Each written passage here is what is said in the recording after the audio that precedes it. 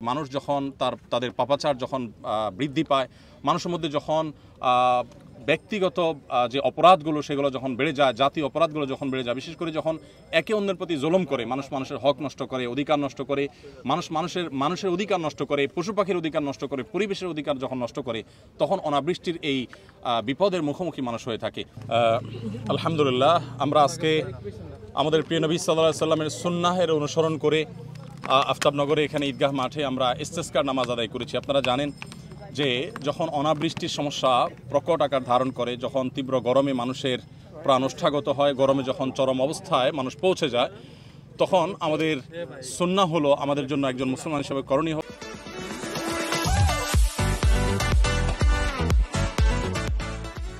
আল্লাহর কাছে বৃষ্টি প্রার্থনার দোয়া করা। আর এই বৃষ্টি প্রার্থনার দোয়া আমাদের প্রিয় নবী সাল্লাল্লাহু আলাইহি সাল্লাম করার জন্য বের হয়েছিলেন এবং তৎক্ষণাৎ আল্লাহ তাআলা দোয়া কবুল করেছেন। আল্লাহ তাআলা কাছে আমরা দোয়া নিবেদন করেছি, আল্লাহ সুবহানাহু ওয়া তাআলা আমাদের দোয়া কবুল করবেন, সেটি আল্লাহ তাআলার কাছে আমাদের প্রত্যাশা। আমরা জানি গত 1-2 বছর যাবৎ আমাদের দেশে গরম প্রচণ্ড আকারে পড়ছে এবং গরমের তীব্রতার কারণে পশু পাখি প্রাণী এমনকি আমাদের ফসল ক্ষতিগ্রস্ত হচ্ছে, ক্ষেতগুলো ফেটে চৌচির হয়ে যাচ্ছে এবং খেটে খাওয়া দিনমজুর মানুষেরা তাদের কাজকাম করতে পারছে না, অনেকে কাজকাম করতে গিয়ে অসুস্থ হয়ে যাচ্ছেন। তো আমাদের উচিত হবে সবাইকে গণহারে তওবা এবং ইস্তিগফার করা। আমরা প্রত্যেকে আত্মশুদ্ধির জন্য আল্লাহ সুবহানাহু ওয়া তাআলার কাছে দোয়া করা দরকার। আমরা সংশোধন চাই, আমরা প্রত্যেকে ভালো পথে আসতে চাই। আমরা মূলত একটু দেরি করে ঘোষণা দিয়েছি, যাতে করে আমরা চাইছি যে এখানে খুব বেশি মানুষের সমাগম না হয়, দূর দূরান্ত থেকে মানুষ এই প্রচণ্ড রোদে কষ্ট করে না এসে প্রত্যেকে যার যার এলাকাতে ইস্তেসকার নামাজের আয়োজন করে। তো আমি আশা করব দেশের ইমাম সাহেবগণ প্রত্যেকে আমাদের এই প্রিয় মাতৃভূমির জন্য, প্রিয় মাতৃভূমির মানুষের জন্য, পশু পাখিগুলোর জন্য আমরা যেন দোয়া করতে থাকি। সেই সাথে আমাদের এই তীব্র গরমে আশেপাশে মানুষগুলো এবং আমাদের আশপাশের পরিবেশের প্রতি আমরা লক্ষ্য করতে পারি। আমরা জানি যে প্রচুর পরিমাণে বৃক্ষরোপণ করা আমাদের দেশে প্রয়োজন। যে পরিমাণ আমাদের দেশে মানুষের বসবাস, এত পরিমাণ মানুষের মধ্যে দেখা যাচ্ছে যে সেই পরিমাণ গাছপালা, সে পরিমাণ আমাদের উদ্ভিদ নেই, সে পরিমাণ ঘাস সবুজায়ন নেই।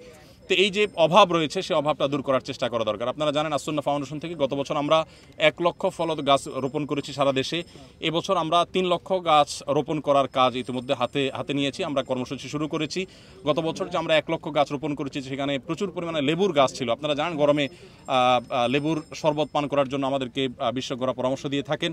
তো আমরা গত বছর প্রায় 30,000-এর বেশি লেবুর গাছ রোপণ করেছি। সেই সমস্ত গাছে অনেক গাছে লেবু ধরেছে আলহামদুলিল্লাহ, অনেকগুলো আম গাছ, অনেকগুলো পেয়ারা গাছ, দেশীয় ফলের উৎপাদনের জন্য আমরা চেষ্টা করছি। সেই সাথে এই বছর আমরা 3 লক্ষ গাছ বিতরণ করার কার্যক্রম শুরু করেছি।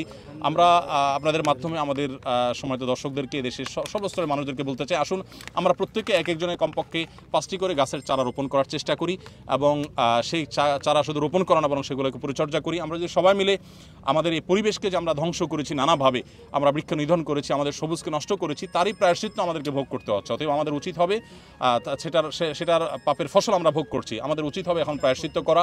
আর সেটি হতে পারে আল্লাহর কাছে তওবা করা, ইস্তেগফার করা এবং প্রচুর পরিমাণে বৃক্ষরোপণ করা।